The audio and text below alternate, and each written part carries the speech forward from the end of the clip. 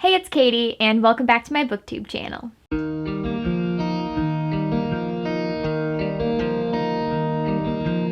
Today, I will be doing my July wrap-up, and before I get into that, I just want to say that I did take some time off of booktube, so some of you may have noticed, but I was going through a reading slump.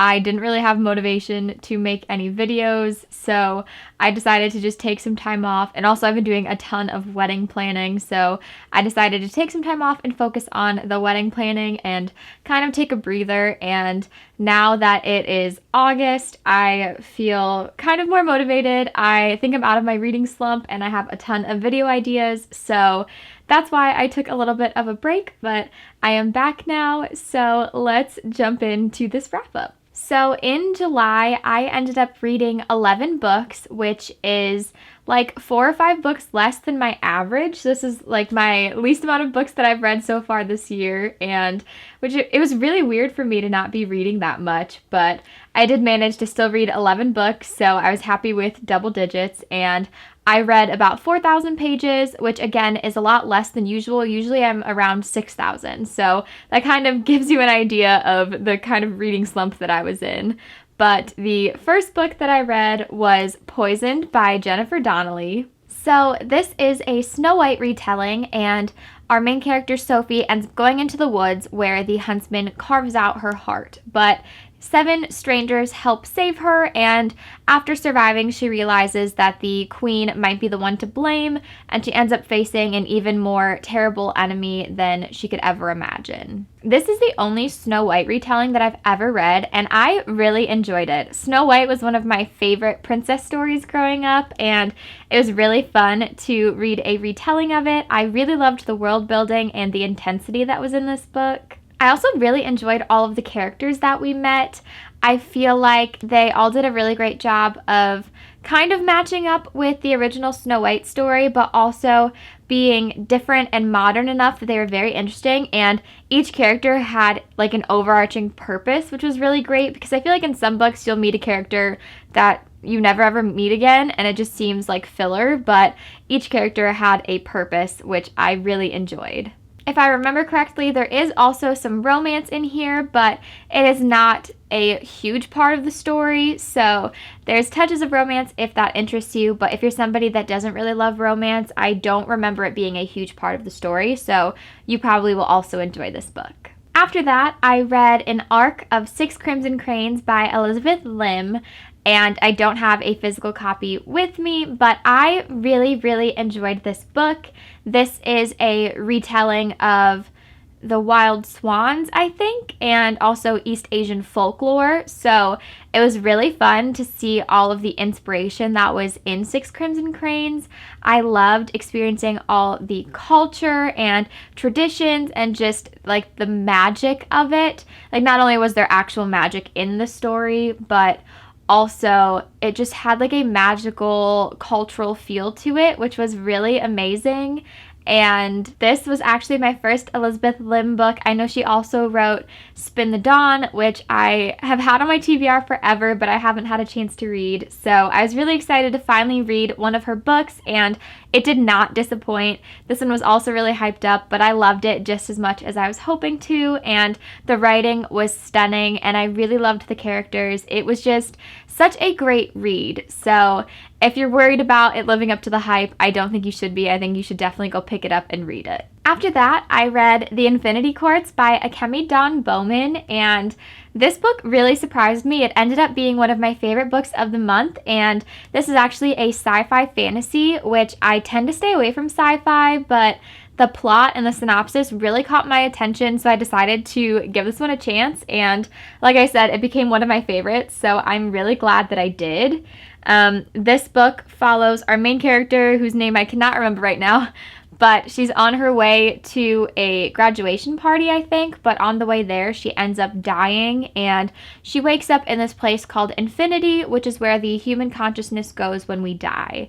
And when she's there, she ends up hearing about Ophelia, which is basically like their version of Siri and Alexa and all of that.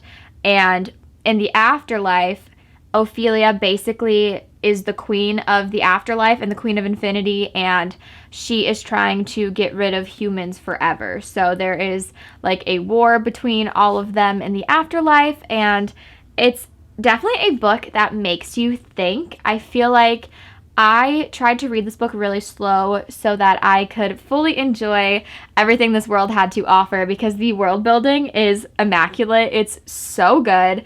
And it just really makes you think about things like the afterlife, the way we rely on technology, and the way we might be speaking to Siri and Alexa, and how that could come back to haunt us if we were in a world like this. And it just was so good, and the sci-fi and fantasy elements were amazing, and they were meshed seamlessly. So even though sci-fi is not usually my thing, it really worked for the story. It was just so good. And like I said, this book really made me think, and I ended up grappling with the same decisions the main character was having to make. You're just torn between her decisions, and it's done so well. And there's also a huge plot twist in this book. Well, there's a couple plot twists, but a huge one at the end. And also, there's not really any romance in here. So, as somebody who loves romance, and romance is usually my favorite part of a book, I really didn't expect to love that aspect of this as well. But I think that romance is not necessary in this book. So, I think it was really well done. And there are like little tidbits of potential romances, but there's definitely not any like kissing or anything as far as I can remember. And it's just so good, and I cannot wait to read more of Akemi Dawn Bowman's work. I'm pretty sure there's going to be a sequel to this, and I cannot wait to get my hands on it. I literally wanted to give this book 6 stars. The next book I read was The Mistake by Elle Kennedy, which is the second book in the Off-Campus series. And for those of you that don't know, the Off-Campus series is basically about these guys on a hockey team and their different relationships that kind of happen throughout their years of school. So the first book was called The Deal, and that focused on one teammate, and then now The Mistake is focusing on a different teammate, but you still get to see some of the characters you met in The Deal. So that's what I really like about it. You still get to see little glimpses of characters we met in the other book, but it's focusing on a different relationship, so it's still very like new and fresh and angsty and exciting. This series kind of gives me Wattpad vibes, but in like the best way. I love reading Wattpad stories, and I always love reading romances like this because it's a great way to try to keep me out of a reading slump. I think they're so fun, and this one did not disappoint. I really loved the romance because it seemed so sweet and realistic, which I always appreciate. I also love this whole series for the fact that there are a ton of hockey references. I love books with sports references, so the fact that I'm finally reading some with hockey references just makes me so happy. And like I said, I am really enjoying this whole series, so I cannot wait to get my hands on the other 2. I am actually ordering them, or maybe I already ordered them. I can't remember now, but I plan on purchasing them soon so that I can just binge the rest of the Off-Campus series. Then I finally ended up reading Blue Lily, Lily Blue by Maggie Stiefvater, and this is book 3 in the Raven cycle, which is a very popular series, and I read the first 2 books a while ago, and I think this book has been on my TBR and probably in a bunch of my videos for a couple months now, but I finally read it, and I did not enjoy this one as much as the second book. If I'm being honest, this series is really intricate and unique, but I'm just really confused. I thought by now I would understand what was happening, but I am still really confused about a lot of the plot and some of the characters. I kind of wish that there was like a companion novel or like a section in this book that was kind of like its own dictionary or like a character guide, so that when I'm confused I can just flip to it and remember what certain terms are or who certain characters are, because I just get really, really confused. I think the writing is still really good. I think the world is really well done. I'm really confused, so I can't really give it more than 3 stars because I don't really understand what's happening. I do already own the 4th book, which is the last book in the series, so I will still probably end up reading that one at some point just so I can say that I read the whole series. And also, I do really enjoy the characters, and I do care about what happens to them, so I will probably read the fourth book just to see what happens to our main characters, but I probably will not end up rereading this series. My next read was Stay Sweet by Siobhan Vivian, and this basically is a cute summer book about this girl who's working at an ice cream shop, and basically it's been an all-girls ice cream shop for years, and it's finally her turn to be head girl, and basically she ends up being like this big sister figure to all of her coworkers. But this year is a little different because the owner's grandson or like step grandson, I can't remember, he ends up coming to help run the ice cream shop, and he really throws off the entire vibe. So this book wasn't really what I was expecting it to be. It was still about an ice cream shop, and it was a light and fluffy read, but I don't think the plot or the characters were as developed as I wanted them to be. I didn't really enjoy the romance at all. It didn't seem like it developed realistically. It was just like they didn't like each other, and I felt like all of a sudden they ended up liking each other, and I didn't really see the progression, so I personally did not like that. And also, it's kind of pitched as the story where she's going to be this big sister figure to all of these girls, and you end up not really seeing a ton of the coworkers at all. It's really just about her and that guy, and you do get a lot of the ice cream business and some of the behind the scenes things that would happen if you were running the ice cream business, which was kind of cool. But again, I really wanted it to be more about her relationship with those girls and her friends, but we really didn't get a lot of that, so I was kind of disappointed. Up next, we have This Golden Flame by Emily Victoria, and this was another book that was a sci-fi fantasy, so I wasn't really sure how I was going to feel about this either. I got this one in one of my subscription boxes, but I ended up actually really enjoying it, which I was pleasantly surprised. So this follows Karis, who is an orphan, and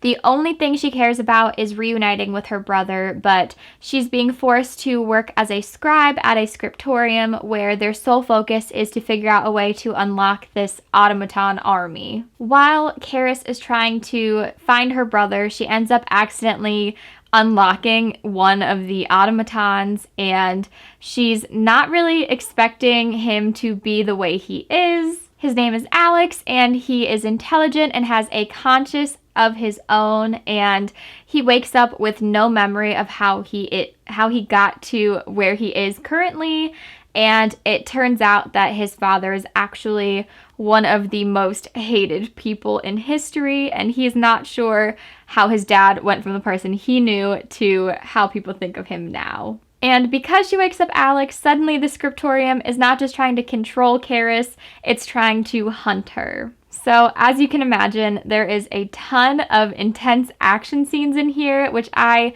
really enjoyed, and the whole concept was very interesting and unique, and I honestly found myself really captivated by it. And the thing I really didn't expect was that Alex became my favorite character.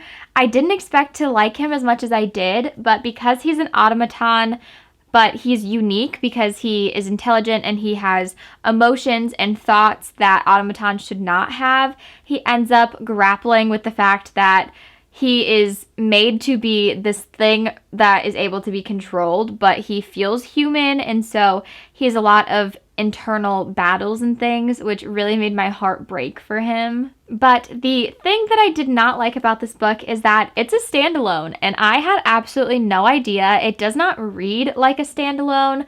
This really felt like the first book in a series, so I did feel like some of the plot points were very rushed and just kind of glossed over. I feel like this would have done a lot better as even just a duology. I think it would have been really good to spend more time focusing on Alex and just the world in general. I think it is a pretty decent standalone, but you didn't really get to dive into as much of the story as I would have liked. So after reading This Golden Flame is kind of where my reading slump started to happen. So I was trying to fight against that, and I ended up rereading Kingdom of the Wicked by Carrie Maniscalco. This is one of my favorite books of all time. It's still one of my favorites, even after rereading it, which I was really excited. It was still just as good as I remember. I've talked about this so many times. I have a full review of this book on my channel, so if I remember, I will make sure to link it for you guys. And I just still love this book with all of my heart, and I kind of wish I didn't reread it though, because it just made me want to read Kingdom of the Cursed so much more, and I still have to wait so many months, it feels like. But let's be honest, I'll probably reread this again right before Kingdom of the Cursed comes out. And it's just so good. I've already read this twice this year, and it's so good. Like, I know you guys have probably seen this everywhere. You've probably heard me talk about it, but if you haven't read it yet, please go read it. I would love to talk about it with you guys. It's so good. It lives up to the hype.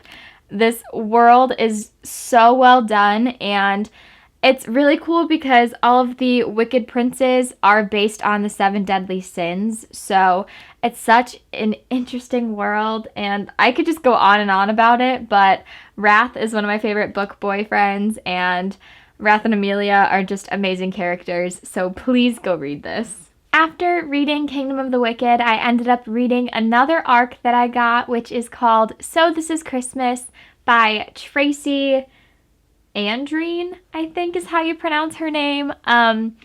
This is such a cute Christmas story, and I don't think I'm too good at explaining what it's about, but basically our main character grew up in a town. It might have been called Christmas, now that I think about it. It had a very Christmassy name, so it ended up not actually being very Christmassy anymore around the holidays, but when she was away at school, she basically told all of these people that it's the perfect place to go for Christmas, and it has so many really cool activities, and she even basically hacked into her town's website to make it seem like they had all these Christmassy activities that people could do. And so she ended up accidentally tricking one of her classmates to go there for Christmas, and he shows up with his aunt to be like, hey, where's all this Christmas you promised me? And so she's kind of stuck in this situation where she has to somehow create the Christmassy vibes that she lied about, and it's really interesting to see how all of that goes on, especially because she doesn't really get along with this classmate anyway, so it's really interesting to see their relationship dynamic. And also, the author of this book has also written some Hallmark movies, so if you love Hallmark as much as I do, this book is perfect for you. I actually read this one on Christmas in July, which was perfect timing for me, but I think if you want a little taste of Christmas any time of the year, this book would be perfect. It just made me so happy. Christmas is my favorite time of year, and this book captures that perfectly, and even now I'm smiling about it. So if you're looking for a fun Christmas read, you should definitely pre-order this book. I think it comes out in October, so keep your eye out for it. It is really adorable and so great. The next book I read in July was This One Summer by Jillian Tamaki and Mariko Tamaki. I hope I said their names right. That was the first time I was trying to pronounce their names, but this is a graphic novel that I ended up getting from the library, and I'm going to be honest, even after reading it, I am not sure what the plot of this graphic novel is.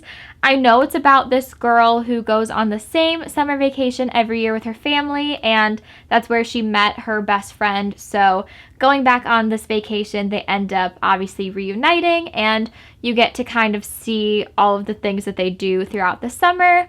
But it's really interesting because it feels like a coming of age story, but then there are some trigger warnings for this book, especially for miscarriage, and just make sure you check out the trigger warnings before you read, because I was not prepared. It actually might have said in the beginning. No, it did not.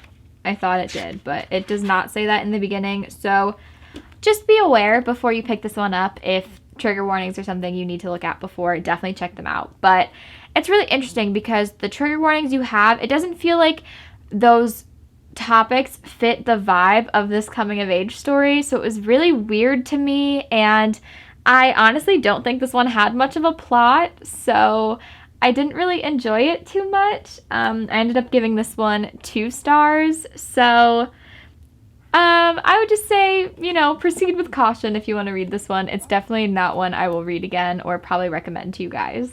And then last but not least, I read Accidentally Engaged by Farah Heron. And this is a book that I was able to read a sneak peek of before it was published, and I really enjoyed the sneak peek. So I was really excited when I found this one at the library the other week, and it is definitely a really cute story. Basically, it's about this girl whose parents are trying to do this arranged marriage, and she wants absolutely nothing to do with it.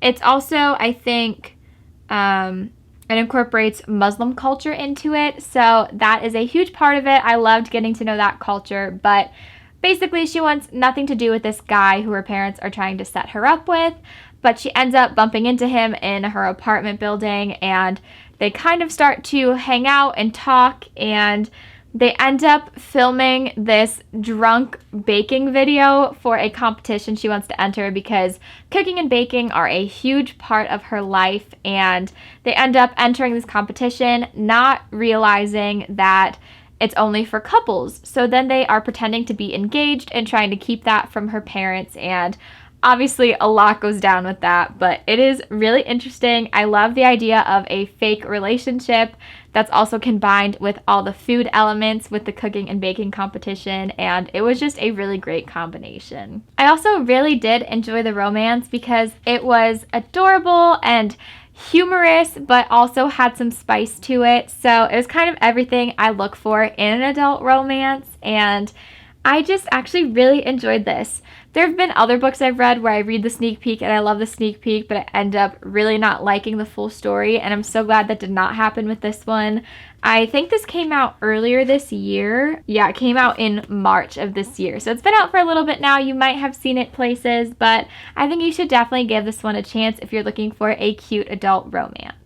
Alright, so that is the end of my July wrap-up. Hopefully you guys enjoyed hearing my thoughts on these books. I also always have full Goodreads reviews for these books, and my Goodreads is linked below in the description box if you'd like to check those out. Please like this video and subscribe to my channel. I would really appreciate it. If you do subscribe, please click the notification bell so you know when I upload next. Thank you guys so much for watching. I can't wait to see you in my next video.